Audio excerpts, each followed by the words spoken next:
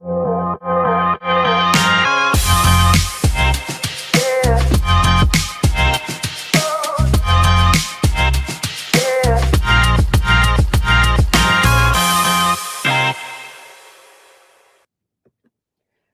à tous et à toutes, je suis très heureuse d'être avec vous aujourd'hui pour ce 4e épisode du live L'Impact.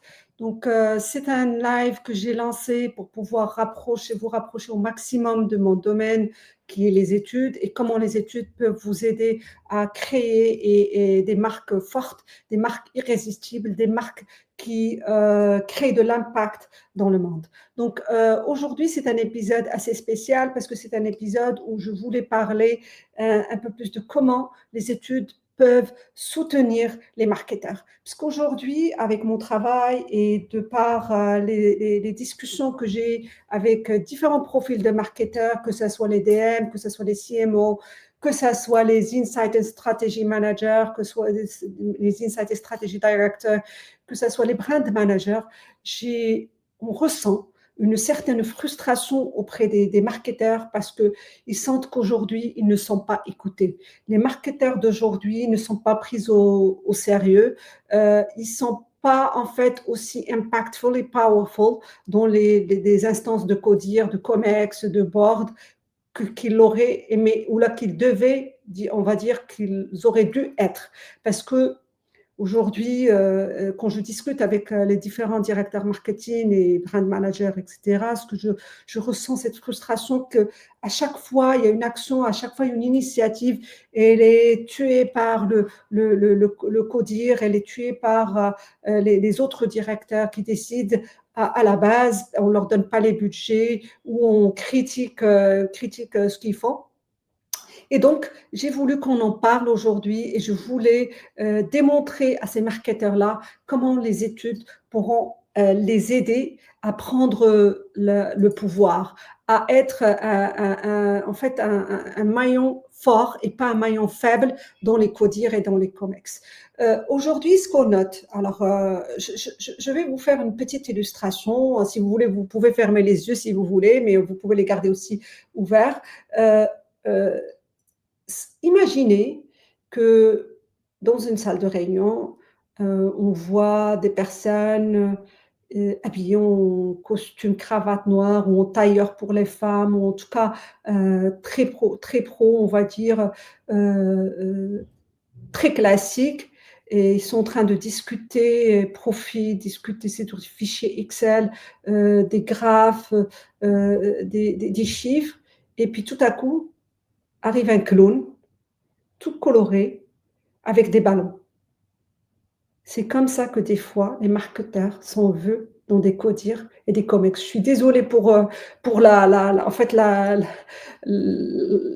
je sais qu'on est les marketeurs, parce que moi, je me considère en tant que marketeur, même si je fais les études, mais j'aide beaucoup les marketeurs. Ce sont mes clients, c'est des gens que j'adore, que j'aime, et ce sont des personnes que je voudrais réellement, de fin fond de cœur, les aider à y arriver. Mais c'est comme ça que le CODIR nous voit, c'est comme ça que le CODIR, des fois, voit les marketeurs.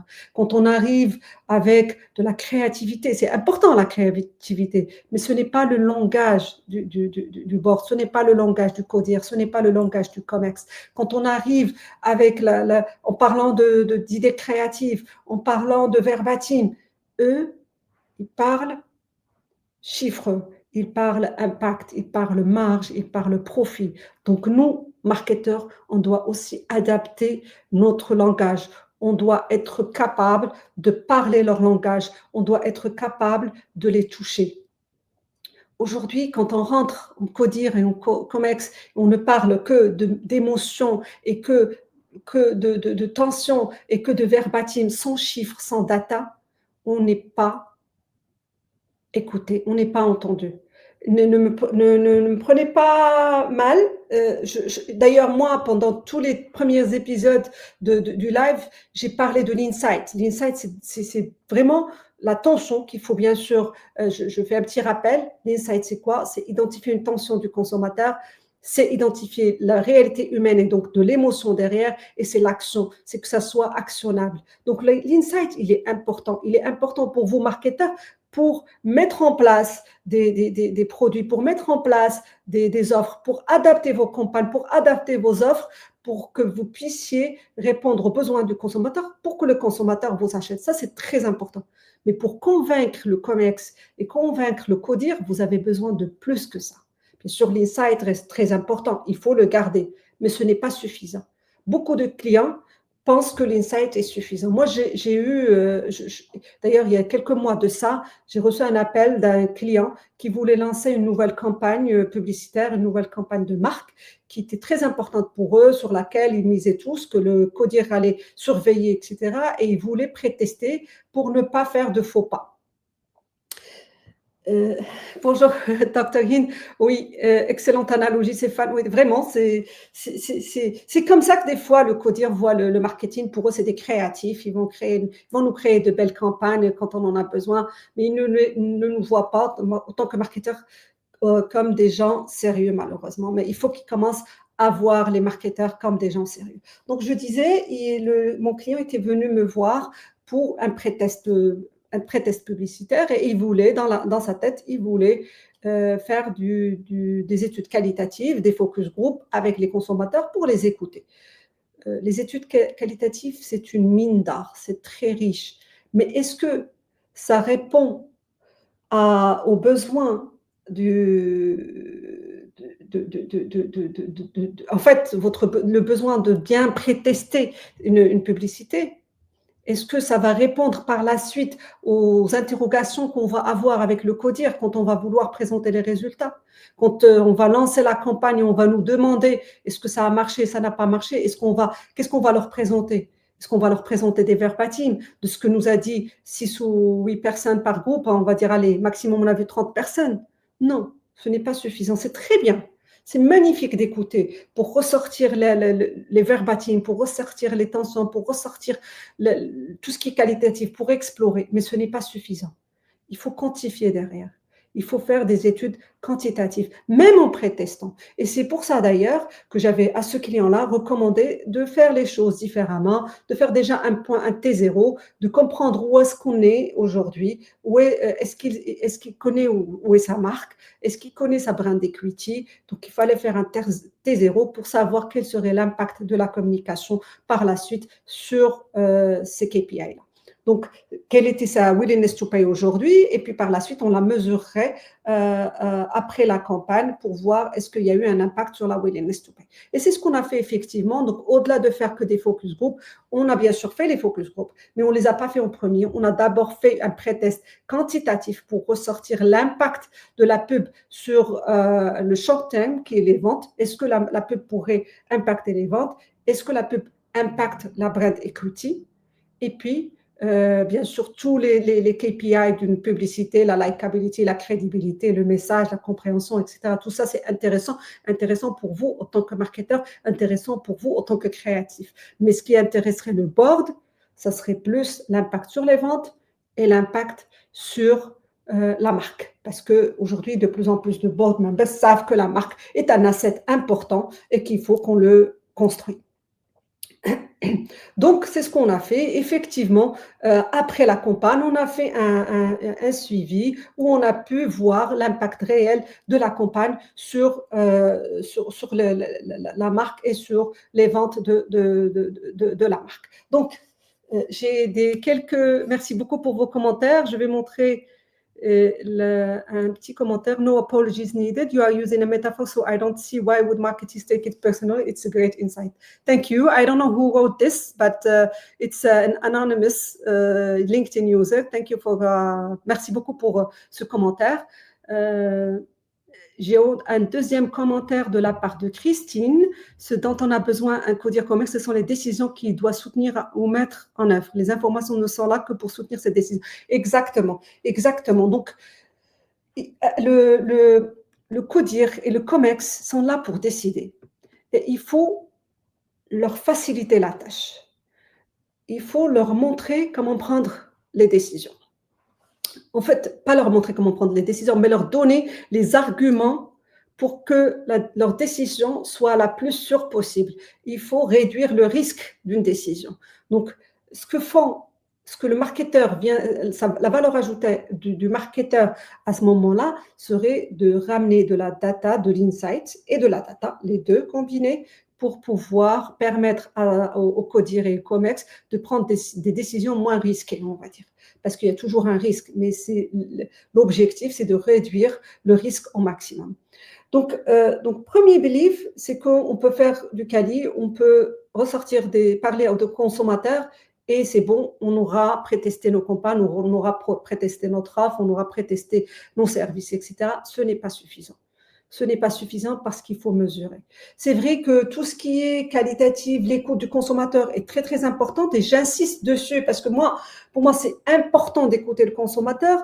Ça nous permet de ressortir des trends, des tensions, mais ça ne nous permet pas de mesurer leur importance. Est-ce qu'on devrait y aller? Est-ce qu'on devrait le faire? Est-ce que c'est aussi important que ça? Est-ce que ça n'a pas été exagéré au moment du qualitatif? Donc, il faut toujours, par la suite, mesurer et avoir des chiffres, parce qu'il faut, en tant que marketeur, quand on parle au codir, il faut avoir la capacité de faire trois choses. Pour moi, ces trois choses sont très, très importantes.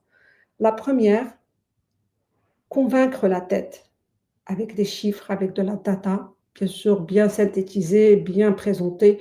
On peut les convaincre avec des chiffres sur la willingness to pay. On peut les convaincre avec les chiffres sur la pricing power de la marque. On peut les convaincre avec des chiffres sur nos ventes, sur l'impact sur la brand equity. Mais il faut aussi parler à leur cœur. Il faut toucher le cœur. Même qui sont dans le codir, c'est vrai qu'ils réfléchissent avec la tête, mais on ne les fera pas bouger si on ne touche pas le cœur.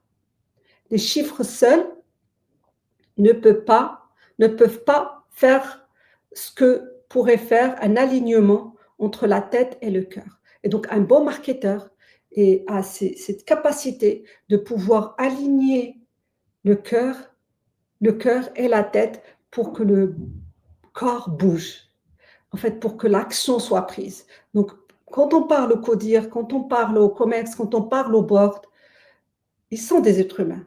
Bien sûr, on va les convaincre parce que eux, leur langage, c'est quoi? C'est impact, c'est profitabilité, c'est marge, c'est combien de valeur ça va rajouter à ma marque, combien de valeur ça va rajouter à l'entreprise. Quand je ferai cette campagne, combien je vais vendre, quel serait l'impact sur ma marque, en termes de chiffres, qu'est-ce que ça va me rajouter sur my income sheet. Mais il faut aussi toucher leur cœur pour qu'ils prennent cette décision de soutenir le marketeur, pour lui donner le budget pour aller faire les campagnes, pour aller chercher les nouveautés, l'innovation, pour aller chercher les nouvelles opportunités. Et donc, il ne suffit pas de faire des études chiffrées seules, et il ne suffit pas de faire que de l'insight et de l'émotionnel. Il faut une bonne combinaison. Il faut cette capacité d'aligner à la fois la tête et le cœur pour qu'on ait de l'action. Et les marketeurs qui réussissent le mieux, ce sont ces marketeurs-là qui sont capables d'aligner ces deux-là, qui sont capables de les présenter en une seule présentation, à la fois les chiffres pour convaincre la tête et les insights et les émotions pour convaincre le cœur.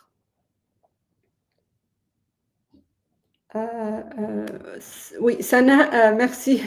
Donc, non, on n'arrive pas à voir ton nom. Moi, je vois LinkedIn User, je ne vois pas ton nom. Mais en tout cas, merci pour ton commentaire.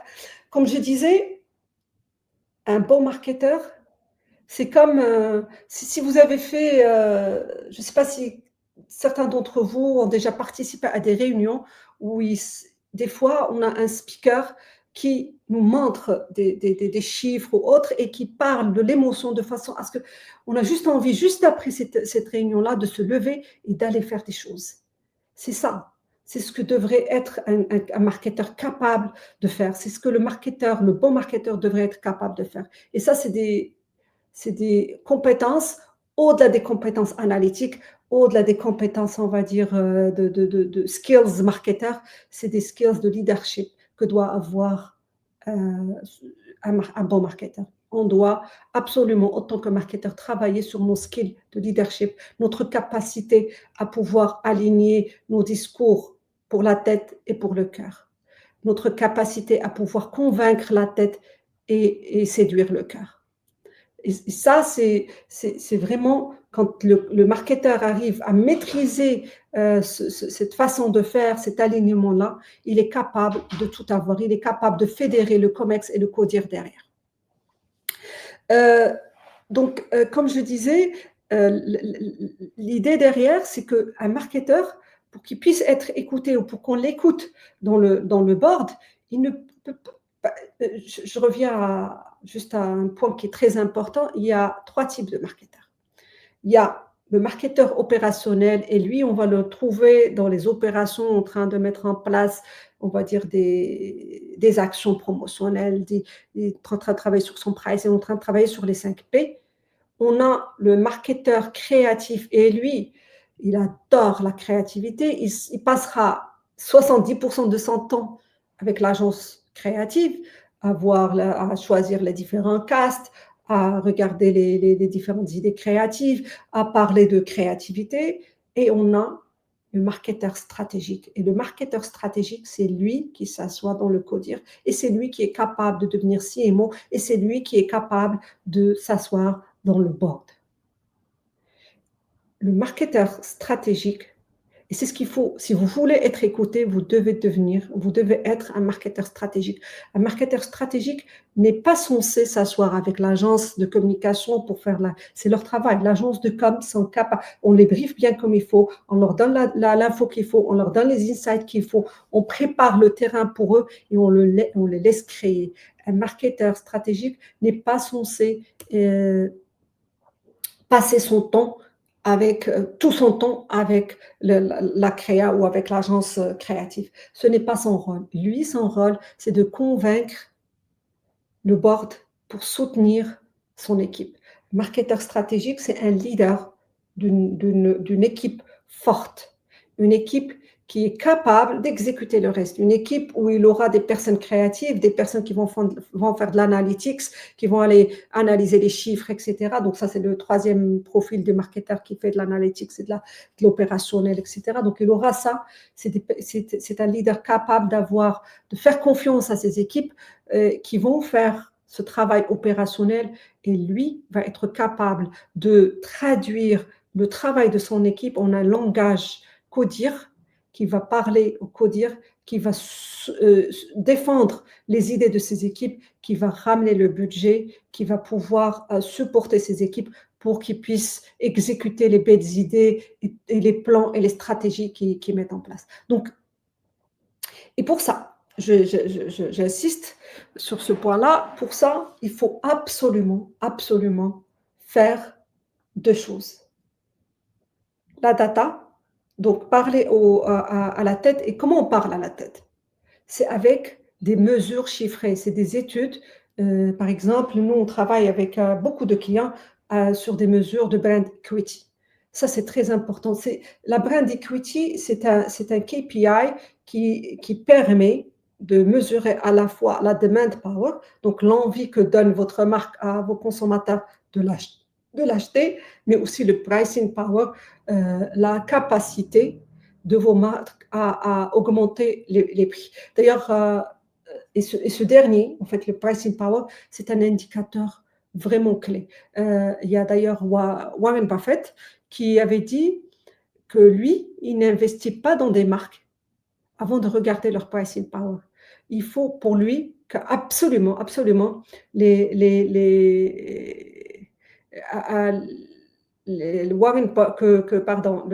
marque, le pricing power de la marque soit que la marque soit capable d'augmenter son prix au-delà de l'inflation, de taux de l'inflation. Par exemple, si le taux inflationnaire est de 4%, la marque doit être capable d'augmenter son prix de plus de 4%, de 5%, de 6%. Et c'est là, quand il investit dans une entreprise, c'est là, il regarde le pricing power de la marque.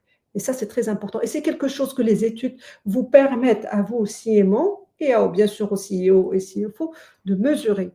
Donc, profitez-en. Parlez aux bonnes personnes qui sont capables, qui ont ces outils-là, qui sont capables de mesurer pour vous ce pricing power, pour que vous puissiez avoir on va dire, une voix dans les boards et dans les CODIR et dans les COMEX. Mais le bon marketeur est aussi capable d'aligner le cœur avec la tête. Il est capable de faire bouger les émotions de son codir. Et comment il fait ça?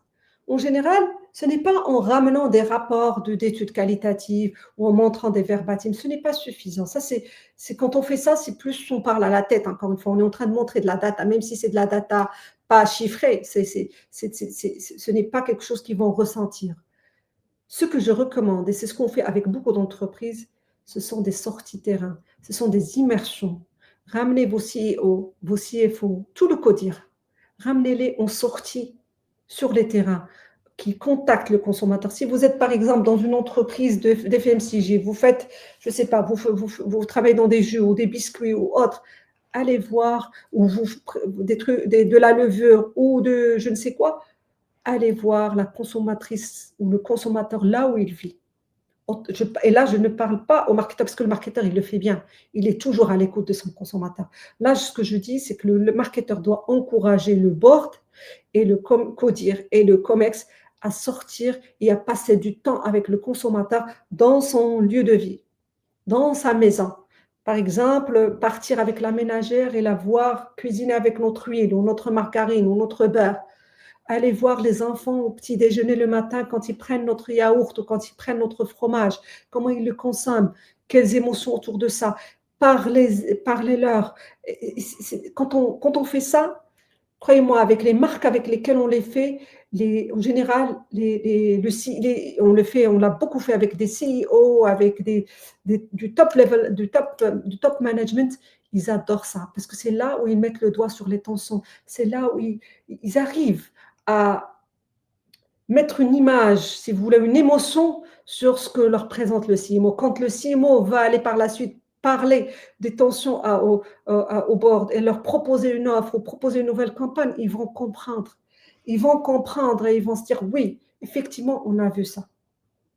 Donc, parlez-leur avec des chiffres, montrez-leur des preuves de la willingness to pay, du pricing power, mais permettez-leur aussi de se rapprocher du consommateur, de, de vivre la vie du consommateur, de comprendre les tensions du consommateur, du terrain, mais pas seulement de leur chaise, pas dans leur sixième étage ou 12e ou 25e étage, du terrain. Ils doivent sortir et ressentir le consommateur. C'est comme ça qu'on va aligner à la fois la tête et le cœur. C'est comme ça qu'on va pouvoir avoir le support du board, du support du COMEX et du CODIR. C'est en leur permettant à eux aussi de toucher le consommateur. Ce qui se passe en général, c'est que dans les grandes entreprises, même les entreprises locales, on va dire les grandes entreprises locales, on a un nombre de personnes dans le marketing ou même dans le board qui ont atteint une certaine classe sociale, qui bien sûr font partie on va dire, des 2% de la population du monde et qui, à un certain moment, pensent que ce que eux vivent ou ce que eux veulent, c'est ce que veut la population, c'est ce que veut le consommateur. Non. Quand on vend à un consommateur qui est d'une classe sociale différente, on vend à un consommateur qui a un point de vue différent, on ne peut pas généraliser ce que nous on vit, ce que nous on veut, dont on a besoin à toute la population. Mais c'est ce qui se passe en général. En général, le CFO, le CEO, il est dans sa bulle, on va dire, il côtoie certaines personnes, et même les marketeurs des fois, même des marketeurs qui ne sortent pas sur le terrain, qui on va dire, se limitent à des rapports, qui lisent que des rapports, qui ne sortent pas voir le consommateur, qui n'arrivent pas. Donc, ils se retrouvent un petit peu dans leur petite bulle et ils pensent que tout le monde est comme ça, alors que le consommateur, la personne qui achète votre produit, elle est différente. Il faut sortir l'écouter, elle ou il. En tout cas, ce n'est pas ce que nous, on pense. Parce que nous, on a atteint un certain niveau, on a une certaine éducation, on fait partie des 2% de la population du monde. Le reste, les 98%, il faut les écouter. Il faut les écouter et pour ça, j'encourage les marketeurs à encourager le CODIR à sortir régulièrement sur différentes catégories, à côtoyer différents segments de consommateurs pour qu'ils puissent être touchés Et comme ça va vous faciliter la vie quand vous alliez leur présenter vos idées, quand vous allez leur parler de ces tensions-là. Et ça va vous faciliter la vie en tant que marketeur pour aligner le cœur et la tête, pour que vous puissiez déclencher une action chez le board, pour que le board vous soutienne, pour que le board vous donne le budget qu'il faut pour pouvoir faire vos campagnes, pour pouvoir faire vos études, pour faire d'autres études. Parce que, en fait, j'ai beaucoup entendu ça. Il y a beaucoup de CEO qui s'opposent aussi aux études parce que, en général, ce qu'on leur remonte, c'est les études un peu floues. Pour eux, l'étude, elle est floue. Je ne vois pas d'impact. Pourquoi je ferai une étude? Elle ne me donne rien de concret. Mais là, c'est parce qu'on n'a pas fait peut-être la bonne étude. Alarmez-vous, je vais dire, trouvez les bons partenaires qui vont pouvoir vous aider à faire des bonnes études, à qui vont pouvoir vous aider à ressortir les bonnes insights, la bonne data qui va qui va vous permettre euh, de parler on va dire, à votre board, de leur montrer l'impact que le marketing a, de leur montrer l'impact que vos actions ont sur la marque, sur les ventes, sur la performance de l'entreprise en général. Je pense que un point qui est aussi important, c'est que quand le marketeur est capable de parler le langage du CFO et du CEO, il va être apprécié par ces deux-là. Il va être la première personne à qui on va parler quand on a besoin de prendre des décisions. Donc, montrez-leur que vous avez la data, que vous avez l'insight, que vous êtes capable d'impacter le business. Et pour ça, alliez-vous à des bons partenaires, des agences, des partenaires d'études qui sont capables de vous donner ces arguments-là. Pas seulement que du blabla, mais des chiffres avec de l'émotion derrière, avec l'attention derrière, des insights que vous pouvez actionner, qui vous permettront, et je me répète, d'aligner la tête avec le cœur. Ça, c'est très important. Très, très important, que ce soit en parlant avec le consommateur ou que ce soit en parlant avec le board. Et surtout avec le board. La tête avec le board est très importante, mais pas seulement. La tête, ok, vous m'avez convaincu, mais est-ce que vous m'avez poussé? Vous m'avez ému pour que je puisse prendre une décision? Ça vient du cœur. Et donc, comme j'ai dit, le cœur, faites-les sortir, faites-les voir le consommateur, pour qu'ils sortent un peu de la tour d'ivoire pour qu'ils regardent la réalité du consommateur. C'est très important qu'ils sortent et qu'ils regardent un peu la réalité du consommateur. C'est très, très, très important. Je ne le dirai jamais assez. Si vous voulez que vous soyez écouté, entendu dans les boards et dans les COMEX et dans les CODIR, utilisez les études, abusez des études, mais les bonnes études. Les bonnes études. Et travaillez aussi sur vos leadership skills. Soyez capable de défendre vos arguments, de défendre vos équipes auprès du CODIR et du COMEX. Soyez capable d'aligner la tête avec le cœur. Donc, d'ailleurs, et pour ça, c'est pour ça que moi et chez nous, chez Integrate, on a développé le M-Framework. Je n'en parlerai pas assez. Le M-Framework, c'est un framework vraiment fait pour vous, marketeurs, CMO, decision makers, même les CEO qui ont envie de savoir comment le marketing peut impacter et la marque peut impacter la performance de l'entreprise, comment utiliser les études. Le M-Framework, c'est un framework qui nous permet, nous, en tant qu'agence, de vous accompagner au-delà d'un rapport.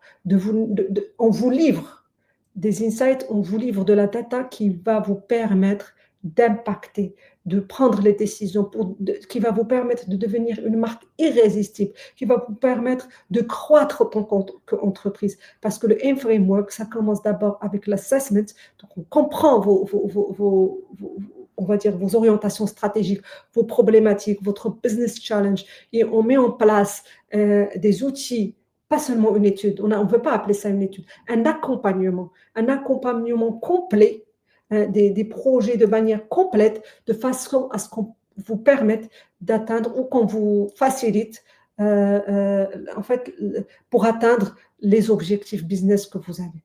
Aujourd'hui, nous, on travaille en tant que partenaire et pas seulement en tant que fournisseur de data. On n'est pas là pour vous fournir des rapports, on est là pour vous accompagner dans votre journée, journée de croissance. On est là pour vous aider à prendre les bonnes décisions. On est là pour vous aider à mettre en place des offres irrésistibles. On est là pour vous, marketeurs, pour vous aider à avoir la voix que vous devez avoir auprès des codires et des commerces. On est là pour vous aider à parler à la tête, convaincre la tête et séduire le cœur de votre codir. Donc, si vous avez envie d'en savoir plus sur le framework et sur comment nous, en tant qu'Integrate, nous pouvons vous aider à monter dans le ladder et avoir cette voix forte dans le codir, n'hésitez pas à me contacter. Je suis joignable sur LinkedIn. Envoyez-moi un message, je vous répondrai très rapidement. Je serai aussi très heureuse de collaborer avec vous pour vous permettre de créer des marques fortes, pour vous permettre de créer de la croissance, pour vous permettre de créer de la valeur, pour vous permettre d'impacter.